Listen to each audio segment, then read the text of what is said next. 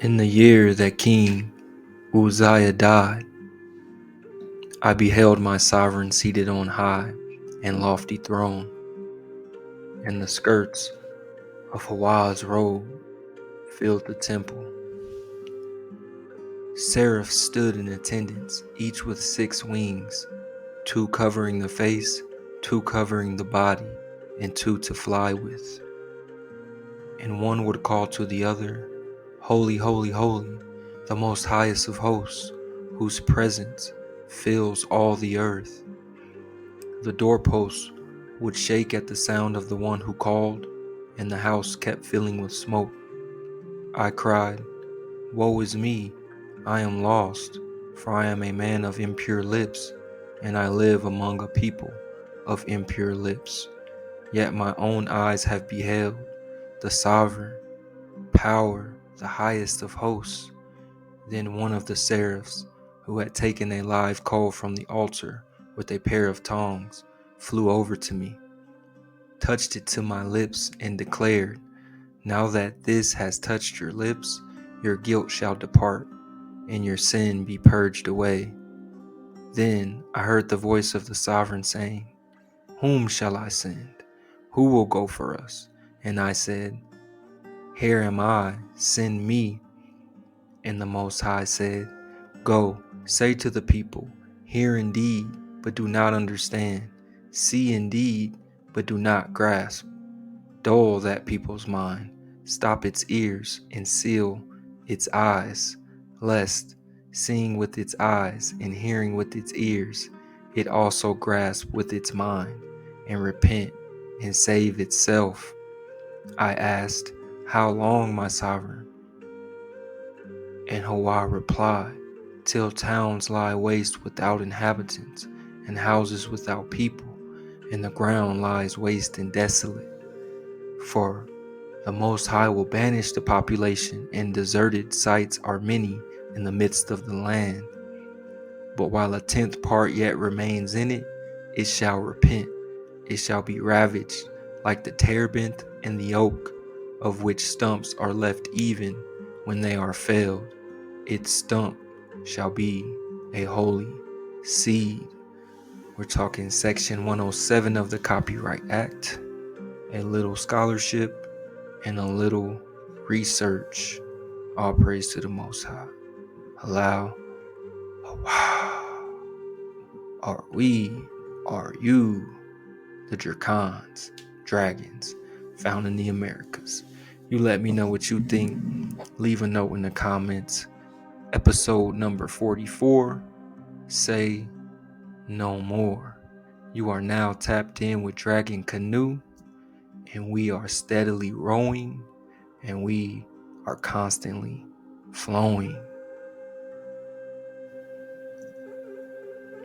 Saraf, to be caused, set on fire, burn, kindle, utterly.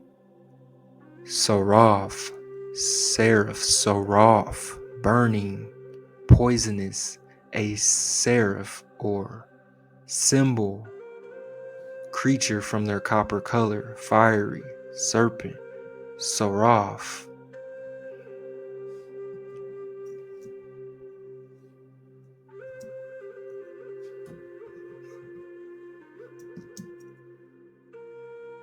Professor Bryant's book describes how the Aborigines in Australia and the Maoris in New Zealand both reported a comet being the cause of the mystic fires. Both Chinese and Mayan astronomers describe a large blue comet seen in Canis Minor for 26 consecutive days. Then, in November 2003, Dallas Abbott and her team at the Lamont Doherty Earth Observatory, Palisades, New York, announced that they had found that the comet had impacted the sea between Campbell Island and the South Island, blasting a crater 12 kilometers across. Let us now imagine a fleet of junks sailing north after leaving Campbell Island, homeward bound. The fleet would have to alter course to round the islands. Then comes the comet, 26 times brighter than the sun, its 100 decibel screaming, blowing out the eardrums of the sailors. Its colossal heat sets their skin on fire. Then the comet hits the ocean, some 60 miles south of the combined fleet. Gigantic waves, more than 600 feet high, toss the ships about like matchsticks. Gulf attributes coastal abandonment in New Zealand to an earthquake-induced tsunami event. In eastern Australia, there are mega tsunami deposits with maximum run-ups of 130 meters. Mega tsunami deposits occur on the eastern side of Lord Howe Island, in the middle of the Tasman Sea, implying a source for the crater further east. We name this source crater Mahuika for the Maori god of fire, Mahuika. Several pieces of evidence point to Mahuika as the source crater for the event. The first is that the crater lies on a great circle path from Australia, oriented at about 45-degree angle to the general trend of the eastern Australia coast. It suggests a tsunami wave oriented at this angle to the coast. The second is the sub-bottom depth of the impact deposits. We have found impact ejecta in all of the dredges near the crater. Although we found impact ejecta in many samples, only some samples contain tektites.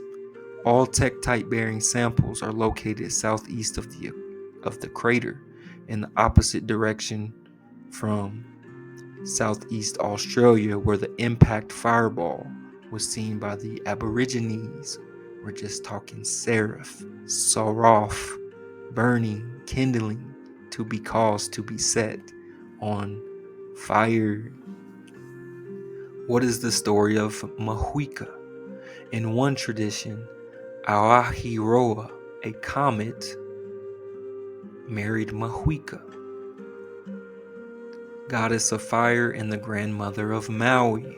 Their children were the fingernails of fire on Mahuika's hand. We're just talking seraph, to be set on fire. Dragons or angels or comets. In one tradition, Aotearoa, a comet, married Mahuika, goddess of fire and the grandmother of what we would call Maui. This is a depiction of Maui and Mahuika. So they found a wreck in William Tubman State Park, part of the Oregon Dunes National Recreation Area. The location at approximately 43 degrees by 30 degrees north is where the Caribbean explorers Juan Rodriguez Cabrillo and Bartolome Ferrelo had reported a wrecked Chinese junk in 1542. The wooden ship broken in half, lying on its side. The anchor extends to the northwest of the wreck, where Mr. Cotner originally found the wreck in 1985. He dug an 8-foot hole, put in a pump, and extracted wood. He found the wreck to be a very odd shape. At Susanville, California, a beautiful Xuan-Di brass plate was found buried in woodland.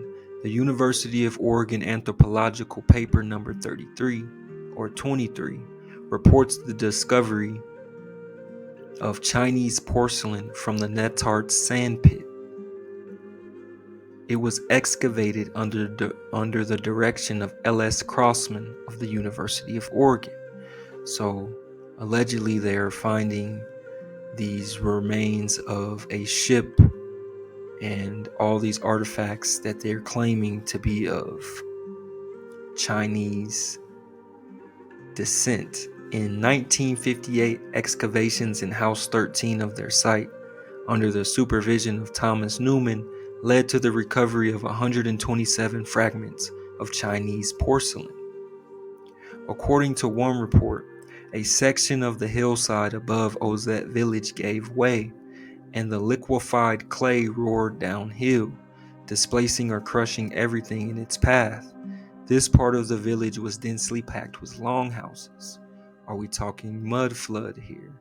A section of the hillside above Ozette village gave way, and the liquefied clay roared downhill, displacing or crushing everything in its path. Of relevance to this report is the use of iron tools and the evidence of trade with Japan between 1400 and 1450, they say, saying that the Macau people did not smelt iron.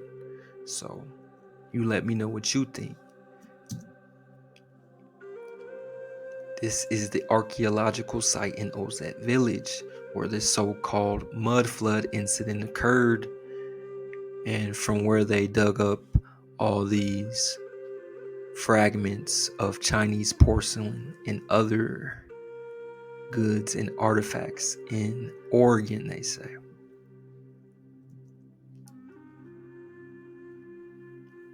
Royal British Columbia Museum's curator claims that native Indian cultures of the North Pacific coast of North America were influenced by prehistoric contact with advanced cultures of China. So they say. We're just talking Prester John and the Black Khatan, the Karaites, Karakatai, the land of the prince. The native use of large numbers of Chinese coins on the northwest coast as a result of the fur trade is well documented in the journals of early explorers and traders.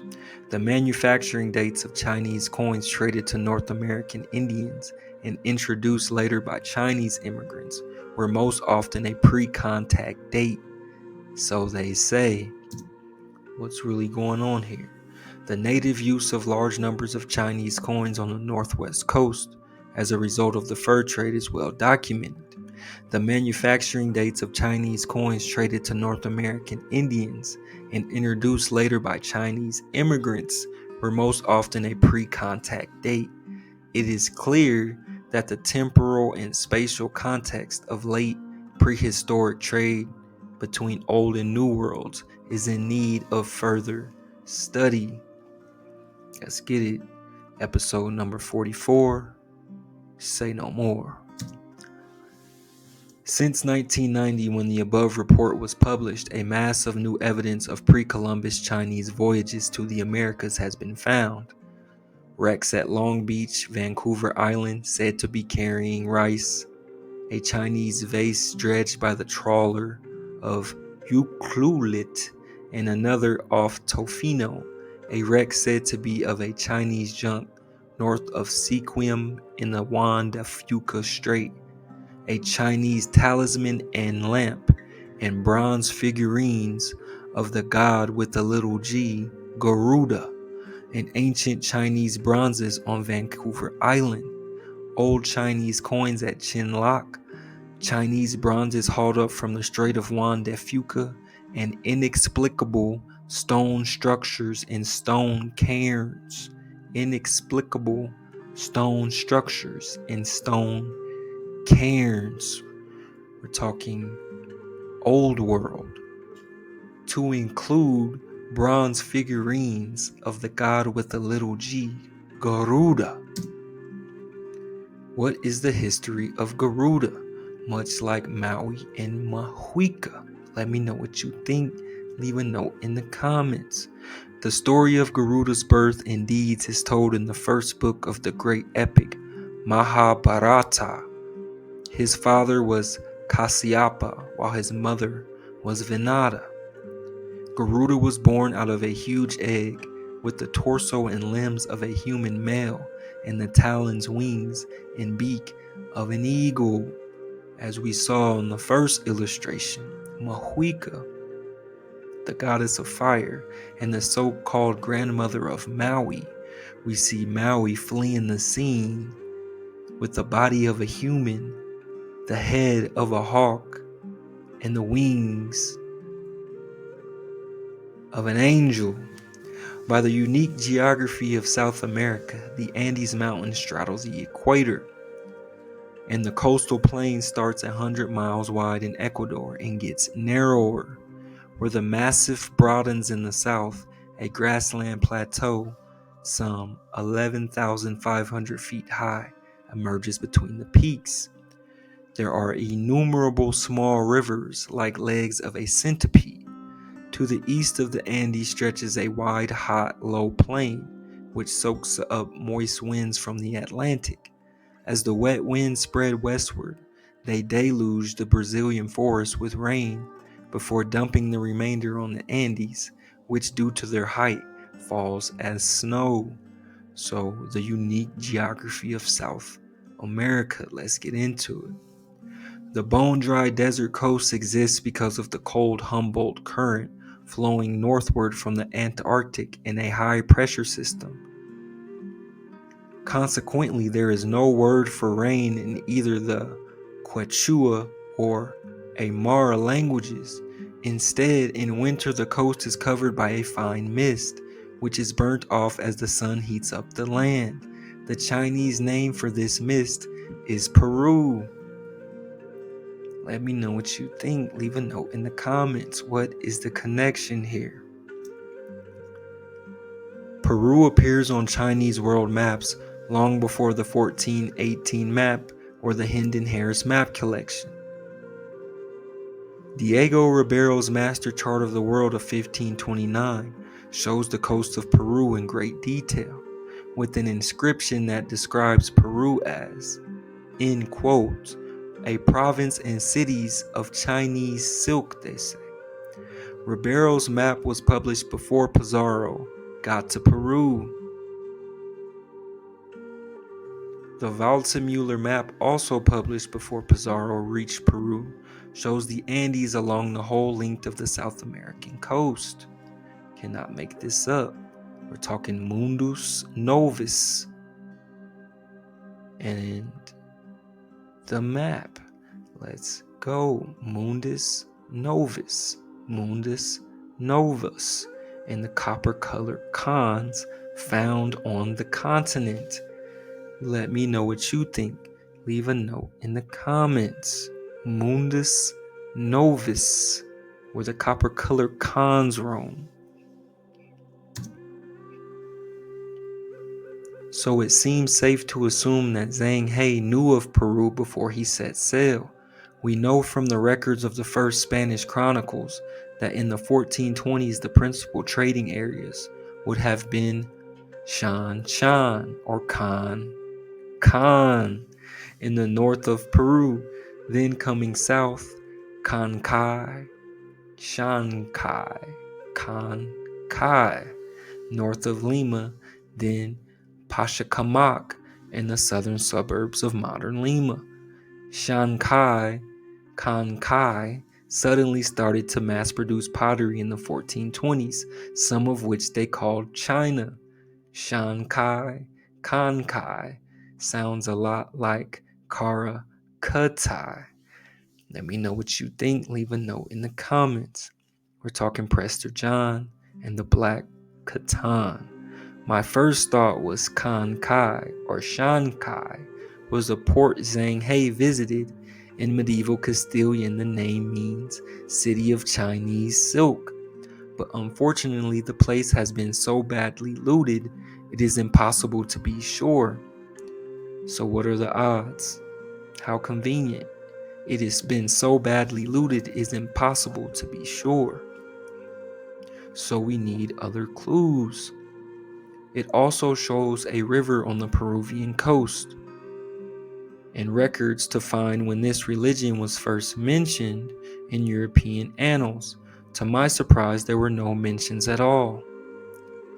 To find out more, we drove south to the Paracas Peninsula, which today is a national reserve protected by the Peruvian government.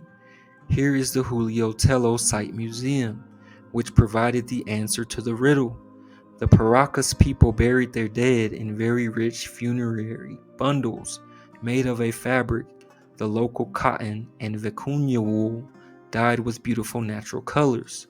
So, They were mummifying people here in Peru. And the only evidence you can find of that is in the Julio Tello Site Museum. The most complete account is that of Maria Rostworowski's History of the Inca Realm. It is the equivalent of Shankai, or Kankai in medieval Catalan. She describes Inca Tupac Yupanqui's peaceful conquest of the Chinchas and how they were absorbed into the Inca hierarchy, and of the courtesies extended first by Tupac Yupanqui to the Chincha leader and then by Huayna Capac and Atahualpa. So, allegedly, the Inca Tupac Yupanqui, shout out to Tupac Yupanqui's peaceful conquest of the Chinchas, saying the Chinchas were absorbed into the Inca hierarchy and the courtesies were extended first by Tupac Yupanqui and then by Huayna Capac and Atahualpa. She describes the Lord of Chincha meeting Pizarro in a litter, meaning a carriage without wheels. So imagine this. A group is absorbed into the Inca hierarchy, and he's also riding on a carriage in the same procession as the Emperor Atahualpa. In short, the Chincha Lord was of similar status to the Inca chief Atahualpa. Atahualpa explains this by saying that the Chincha Lord once had 100,000 ships. Let me know what you think. Leave a note in the comments. We're talking Tupac Yupanqui and Atahualpa and Huayna Capac and our friend Holy Roman Emperor Charles V. They came over here to find you, oh Jacob. We're talking Tupac Yupanqui and Atahualpa. Talking copper-colored Khans found in Mundus Novus. Let me know what you think. Leave a note in the comments. The author of Pre-Hispanic Cultures of Peru emphasizes the importance of Chincha merchants. About its Chincha origin, there is a version according to which outside people or foreigners conquered the Chincha Valley with the aid of an oracle called Chinchacama. The population grew very rapidly, and due to that, neighboring valleys formed an alliance with Chincha people, who made expeditions to the Sierra, to the land of the Collas on the shore of Lake Titicaca. At the same time, the Incas were founding Cuzco.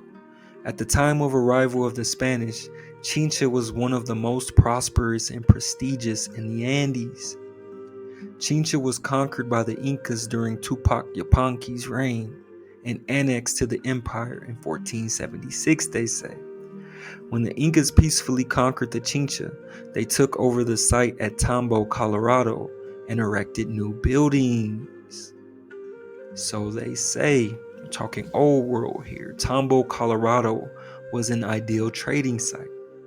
From the Andes came turquoise, gold, and silver, and the magnificent vicuña wool, which was the world's finest.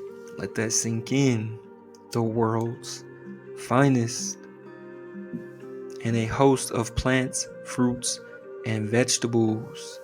In my opinion, the Incas' Emperor Atahualpa was correct in saying that the Chincha had once commanded a huge fleet. That the people in the Chincha Valley where they prospered as merchants. Hence Diego Ribeiro's description of cities on the coast prior to Pizarro as cities of Chinese silk, they say. The Inca conquest has always seemed to me extraordinary. They arrived from nowhere around 1400 to 1450, and within 150 years had conquered an empire in South America about as large as the Roman Empire. Again, let that sink in. Let me know what you think. Leave a note in the comments. An empire in South America about as large as the Roman Empire. and created a system of roads and bridges totaling 18,000. Tupac Yupanqui and Atahualpa and them was getting it in South America. We're talking cities of gold here. The Gulf of Mexico and the coast of South America are shown in considerable detail,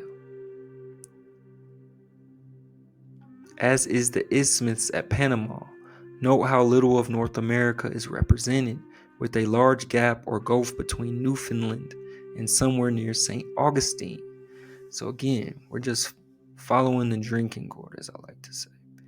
We got the coast of South America here. Come to find out, this empire along the coast was even greater than that of the Romans. Larger than that of the Romans. We're talking Tupac Yupanqui and Atahualpa. Let's go back. Run that back. It all happened quite suddenly under Pachacuti. Pachacuti overran the Chincha as described, and the Chimu in the north. Then he appointed Tupac Yupanqui to lead armies southward to Chile. Pachacuti overran the Tiwanaku and the Wari, and at its greatest extent, the Inca Empire stretched 2,600 miles north to south, an empire of some 20 million people. So Pachacuti popped it off, and then he appointed Tupac Yupanqui, kept it going. According, Pachacuti overran the Tiwanaku. We'll get into the Tiwanaku. At its greatest extent, the Inca Empire stretched more than 2,600 miles and had an empire of some 20 million people, larger than that of the Romans, they say. The Incas used the knowledge and skills of their predecessors to enhance the land's fertilities. They learned to dig canals, dikes, and aqueducts, and learned hydroponics. The railroad from Lake Tiwanaku to Machu Picchu is an open museum of Inca farming methods. We're talking stone houses that are made of cut stone, so perfectly fitted today that despite centuries of earthquakes, one could not fit a knife between the cracks. So again, what's the connection between the old world, the Chinchas, Tiwanaku, and the Incas? You let me know. Leave a note in the comments. We're talking UNESCO World Heritage Sites. Look it up. UNESCO World Heritage Sites. Tiwanaku is the spiritual and political center of the Tiwanaku culture. The city of Tiwanaku, capital of a powerful pre-Hispanic empire that dominated a large area of the southern Andes. Accordingly, saying it was overran by Pachacuti and then handed down to Tupac Yupanqui, which is distinct from any of the other pre-Hispanic empires of the Americas. Let that settle in. Stone structures fitted so perfectly that not even a knife can fit through. Let me know what you think. Leave a note in the comments. One of the most amazing feats of arms in the annals of humankind had its genesis here in this small mountain village in landlocked Extremadura. Trujillo had no maritime tradition, yet the name of Trujillo would soon be stamped upon the length and breadth of the Americas. A son of Trujillo, Francisco Pizarro, would conquer a mighty Inca empire, triumphing over a civilization of 20 million people with a band of 180 comrades. Let that sink in. Extremadura, the birthplace of the conquistadores, is a land of unspeakable beauty and savage cruelty. So allegedly, all the conquistadores come from one village in what we would know to be Spain today. What's the connection? To the west of Extremadura lies Portugal, to the north Castile, and to the south Andalusia. From each direction, conquering armies have trampled Extremaduran soil. Yet, this ravaged land was the birthplace of the conquistadores, who conquered the mighty Inca, Maya, and Aztec empires. So again, birthplace of the conquistadores, Extremadura. What is the connection here? Who conquered the mighty Inca, Maya, and Aztec empires. Extremadurans colonized America from Florida to Tierra del Fuego. Today, the Extremadurian names Trujillo, Guadalupe, and Medellin are found the length and breadth of the Americas. We're just connecting the dots here. I discovered 3 factors common to all the great conquistadores: Pizarro, Orellana, Orellano, Balboa, and De Soto were poor. Not one of the conquistador leaders came from the 26 great families of Spain. Not one. The reconquista of Spain from the Muslims had been led by Castile. Extremadura in 1434 was Castile's frontier province. To the south lay Andalusia, the last bastion of the Moors. After the Reconquista, the land the Extremadurans had captured from the Moors was given to Castilian knights. Again, we're talking a Moor on Moor war. What is the connection between you, O Jacob, and what's going down here in Europe, specifically what we would know to be Spain today? What happened to all the Muslims in Spain?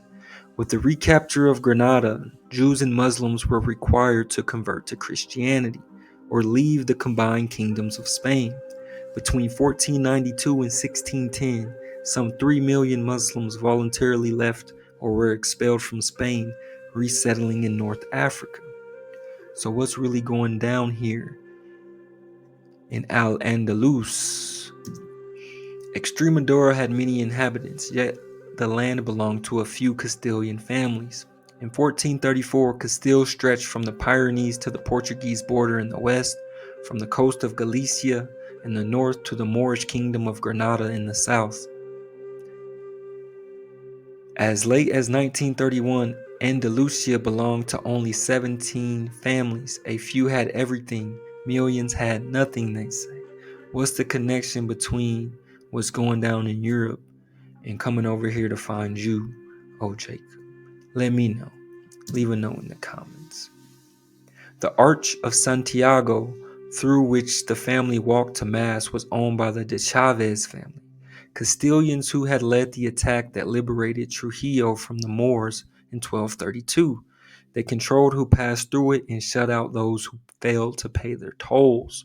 The family owned an imposing palace that overlooked and dwarfed the Pizarro home.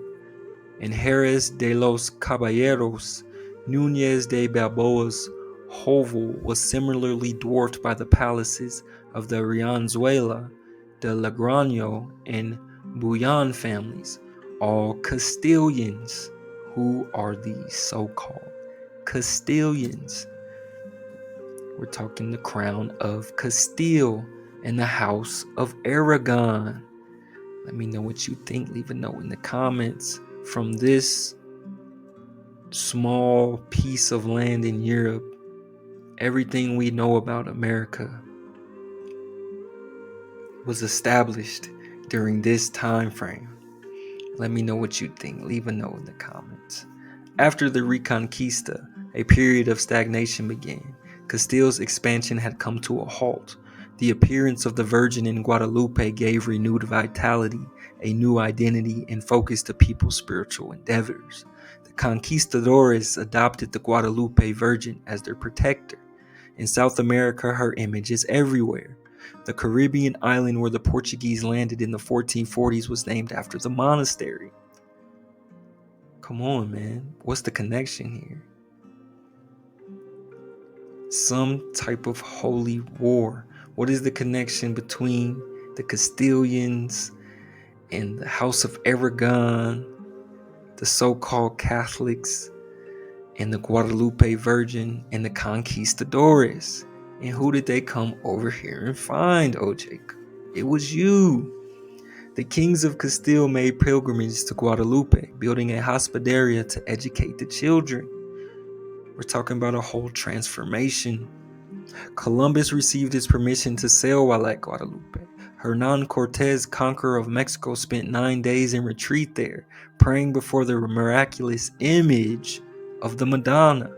He later dedicated the greatest pilgrimage shrine in America to Nuestra Senora de Guadalupe.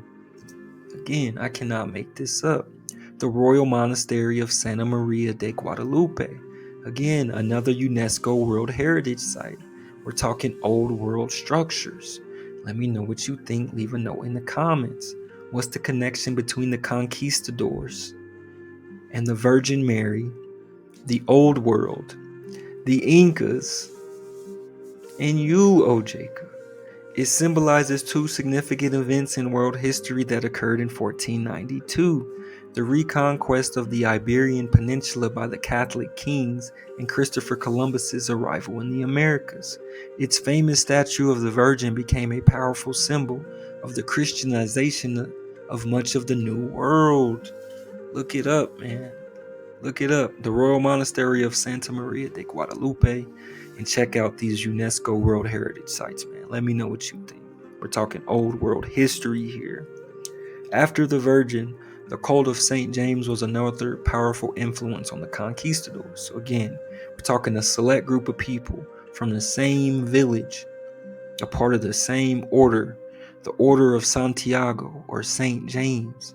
In 1434, the order in effect ruled Extremadura as a state within a state. It had all started with the Reconquista. Islamic armies overran Spain. It took them 7 years to advance to the Pyrenees. It took the Christians 700 to expel them. The Reconquista of Spain was tied to St. James at every step. We talking St. James, we talking conquistadors. We talking conquistadors, we talking the Virgin Mary. You talking the Virgin Mary, you talking about the Catholic kings, man. Holy Roman Emperor Charles V in them. In 1410, the medieval line of kings of Aragon came to an end. By the Compromise of Caspe in 1412, Ferdinand of Antequera, the royal house of Castile became king of Aragon. King John of England and his bride Isabella of Portugal bore a daughter also called Isabella.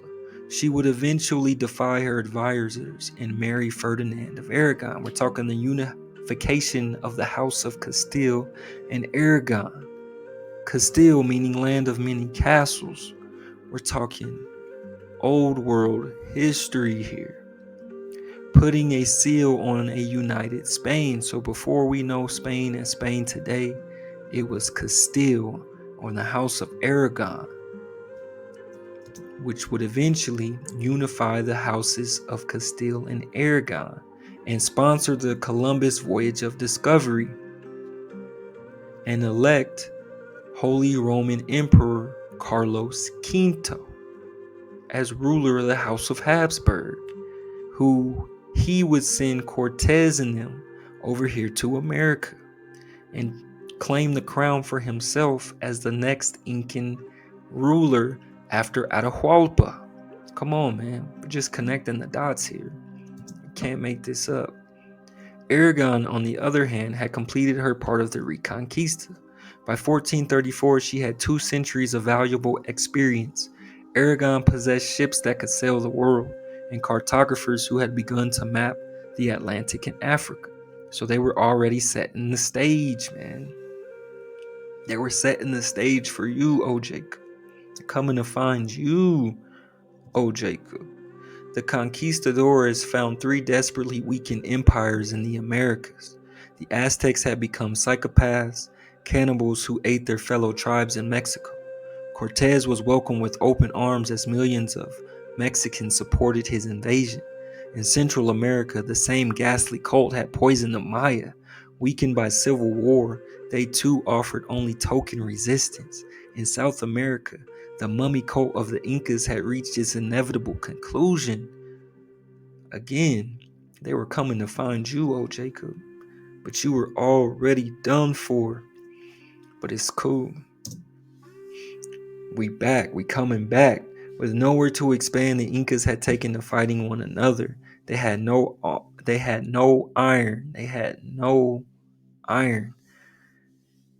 An army of padded dolls awaited Pizarro. Each empire succumbed to fatal weaknesses at the very moment the conquistadores landed. The 3 fruit trees had ripened simultaneously, each without thorns. The conquistadors plucked the fruit. Our quest to rediscover the world of Zhang Hei's era ends at San Lucar de Barrameda on the estuary of the Guadalquivir. Again, you wasn't ready, oh Jacob. They was coming for you and you wasn't ready, but it's all right, man. Because we back with another one. Episode number 44, Say No More. All praises to the Most High. Allow.